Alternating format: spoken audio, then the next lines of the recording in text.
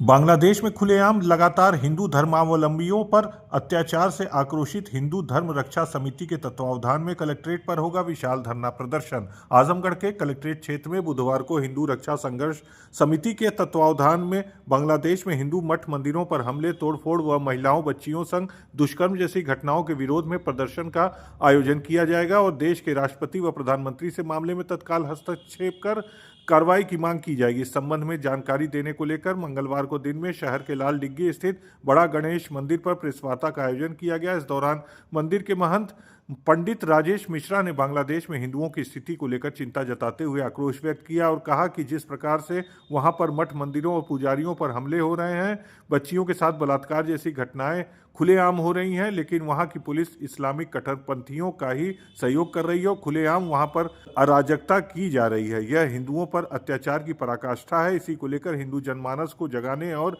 देश की सरकार से मामले में कार्रवाई की मांग को लेकर यह प्रदर्शन आयोजित किया जा रहा है और यह बताने की कोशिश की जा रही है कि अब और अत्याचार हिंदू समाज नहीं सहन कर सकता। वहीं पकड़ी मठ से आए महंत श्याम नारायण दास जी ने कहा कि अहिंसा परमो धर्म, अर्थात अहिंसा ही हमारा सबसे बड़ा धर्म है, लेकिन जब हमारे धर्म पर ही इस प्रकार से अत्याचार किया जाएगा, हमारे धर्म की बहु बेटियों के साथ दुष्कर्म जैसी घटनाएं होंगी तो यह सहन नहीं किया जा सकता। उन्होंने सभी लोगों से बुधवार को आयोजित होने वाले धरना प्रदर्शन में शामिल होने की अपील भी की। सुनते हैं महंत राजेश मिश्रा और महंत श्याम नारायण दास जी ने क्या कहा।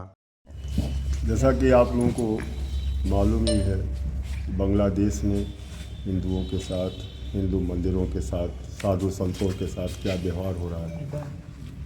इसके विरोध में अब हम लोग भी मठ मंदिर छोड़ करके सड़कों पे आने के लिए बाध्य हैं और इस बांग्लादेश की घटनाओं के विरोध में कल दिनांक 4 दिसंबर को 11 बजे दिन कलेक्ट्रेट पे हम लोग धरना प्रदर्शन करेंगे और समस्त हिंदू समाज से आग्रह करेंगे कि अब बहुत देर हो गई, अब हम लोगों को एकत्र होकर के, इकट्ठा होकर के इन इस्लामिक देशों के खिलाफ आवाज़ बुलंद करना होगा।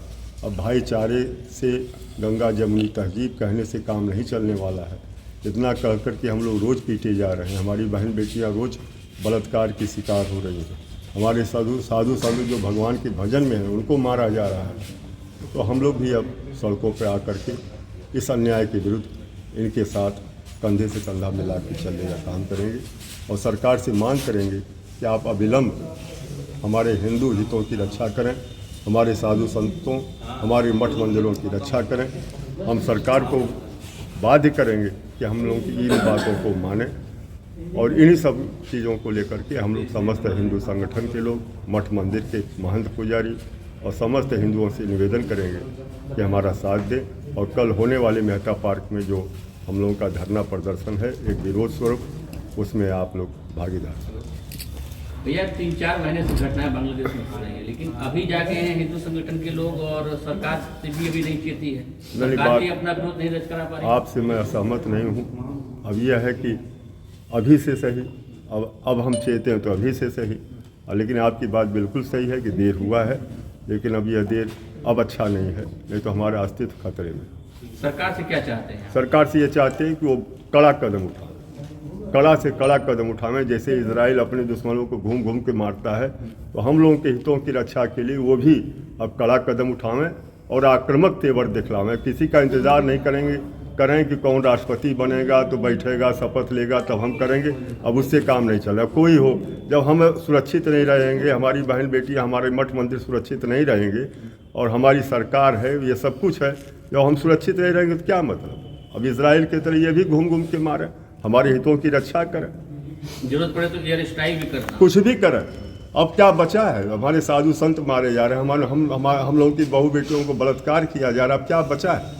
अब हम लोग बेशर्मों की तरह यहाँ बैठ के चाय पी लें, मिठाई खा लें, लेकिन ये बेशर्मी है। अब हद हो गई, ऐसा तो कभी नहीं हुआ। अब तो भगवान भी, उनका भी हृदय फट पड़ा होगा, वो भी चाहते होंगे कुछ अब हो। तो मैं सरकार से भी आग्रह करूंगा, माननीय मोदी जी से आग्रह करूंगा कि अब वो अपना तेवर दिखावें और बदलें इन मनोभावनाओं को कि नहीं हिंदू बर्दाश्त करेगा। अब हिंदू बर्दाश्त करने की मूड में नहीं है, हिंदू अब उग्र हो चुका है और बताइए, हमारे मठ मंदिर को तोड़ा जा रहा है, साधु संतों को मारा जा रहा है, बहन बेटियों छोटी छोटी बच्चों के साथ बलात्कार हो रहा है, और हम लोग यहाँ बैठ करके क्या हम लोग कर सकते हैं? तो ये प्रदर्शन पूरे ऑल इंडिया लेवल पे है? अखिल भारतीय स्तर पे है। और मैं धन्यवाद दूंगा अपने संघ के लोगों को कि जो उन्होंने एक प्रयास किया सबको बांधने का, और राष्ट्रीय स्वयंसेवक संघ के लोगों को, विश्व हिंदू परिषद के लोगों को धन्यवाद दूंगा कि अब ये जगे हैं, अब ये उठे हैं, अब ये साथ न छोड़ें, अब जो होगा देखा जाए। आर पार की लड़ाई। आर पार की।